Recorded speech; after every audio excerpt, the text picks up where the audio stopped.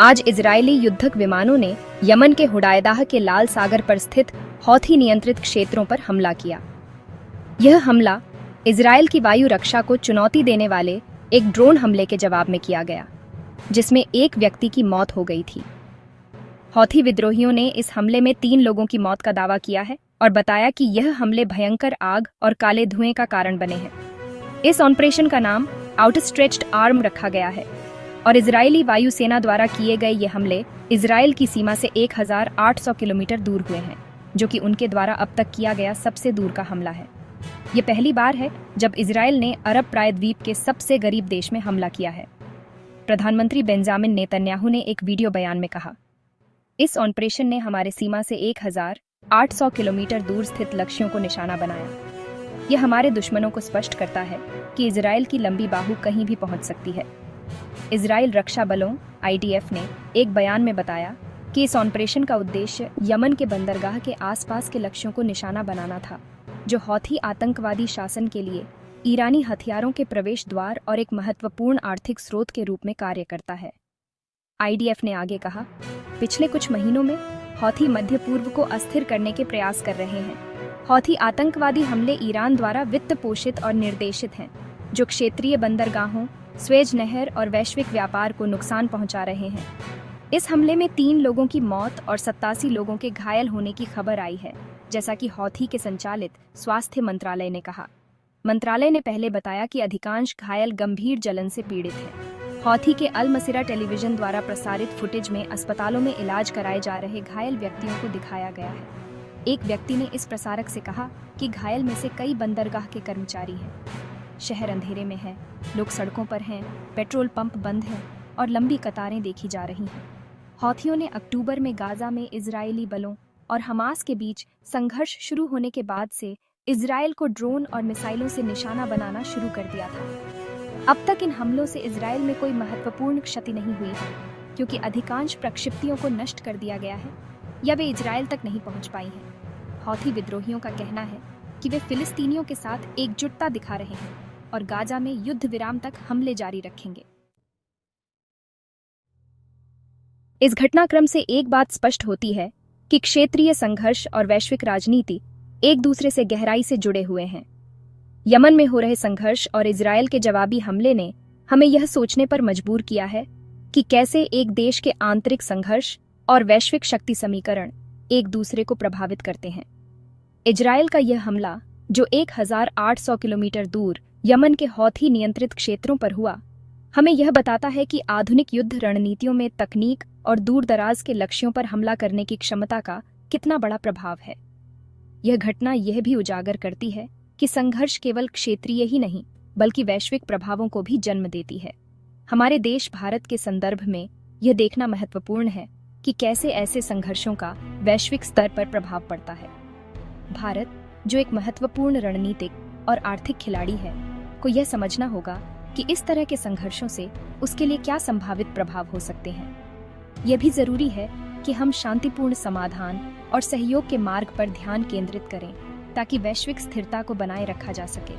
Houthi विद्रोहियों का Israel पर हमला और इजरायल का जवाबी हमला दोनों ही इस बात की ओर इशारा करते हैं कि वैश्विक राजनीति में अस्थिरता और हिंसा का कितना बड़ा खतरा हो सकता है। हमें ऐसी घटनाओं से सीख लेकर अपने विदेशी नीतियों और रणनीतियों को बेहतर बनाना चाहिए, ताकि हम भी वैश्विक स्थिरता में अपना योगदान दे सकें। इस ऑपरेशन का नाम आउटस्ट्रेच्ड आर्म रखा गया है और इजरायली वायुसेना द्वारा किए गए ये हमले इजरायल की सीमा से 1800 किलोमीटर दूर हुए हैं, जो कि उनके द्वारा अब तक किया गया सबसे दूर का हमला है। ये पहली बार है जब इजरायल ने अरब प्रायद्वीप के सबसे गरीब देश में हमला किया है। प्रधानमंत्री बेंजामिन नेतन्याहू ने एक वीडियो बयान में कहा, इस ऑपरेशन ने हमारे सीमा से 1800 किलोमीटर दूर स्थित लक्ष्यों को निशाना बनाया। यह हमारे दुश्मनों को स्पष्ट करता है कि इजरायल की लंबी बाहु कहीं भी पहुंच सकती है। इजरायल रक्षा बलों IDF ने एक बयान में बताया कि इस ऑपरेशन का उद्देश्य यमन के बंदरगाह के आसपास के लक्ष्यों को निशाना बनाना था, जो हौथी आतंकवादी शासन के लिए ईरानी हथियारों के प्रवेश द्वार और एक महत्वपूर्ण आर्थिक स्रोत के रूप में कार्य करता है। IDF ने आगे कहा, पिछले कुछ महीनों में हौथी मध्य पूर्व को अस्थिर करने के प्रयास कर रहे हैं। हौथी आतंकवादी हमले ईरान द्वारा वित्त पोषित और निर्देशित हैं, जो क्षेत्रीय बंदरगाहों, स्वेज नहर और वैश्विक व्यापार को नुकसान पहुंचा रहे हैं। The Israeli Defense Forces have stated their primary objective is to ensure the safety and security of their citizens. They emphasize that their actions are aimed at dismantling terrorist infrastructure and preventing future attacks. The IDF has reiterated that they are committed to minimizing civilian casualties and are taking extensive measures to avoid harm to non-combatants. Unfortunately, the conflict has resulted in numerous casualties and injuries on both sides. Reports indicate that dozens of civilians have been killed, and many more have been wounded. The humanitarian impact is profound, with hospitals struggling to cope with the influx of injured individuals. Both local and international organizations are working tirelessly to provide medical aid and support to those affected. The ongoing hostilities have had a devastating impact on the local population. Countless families have been displaced, seeking refuge in safer areas. The destruction of homes and infrastructure has left many without basic necessities such as water, electricity, and shelter. The psychological toll on the communities is immense, with children and adults alike experiencing trauma and uncertainty about the future. Efforts are underway to provide relief and support, but the road to recovery is long and challenging. In recent developments, the Houthi rebels have launched a series of attacks on Israel. These actions have escalated tensions in the region, drawing international attention and concern. The situation remains volatile, with potential implications for broader Middle Eastern stability. The ongoing conflicts in the Middle East have significant repercussions for global politics. Major powers are being drawn into the fray, each with their own strategic interests. As alliances shift and new conflicts emerge, the geopolitical landscape continues to evolve, affecting nations far beyond the region.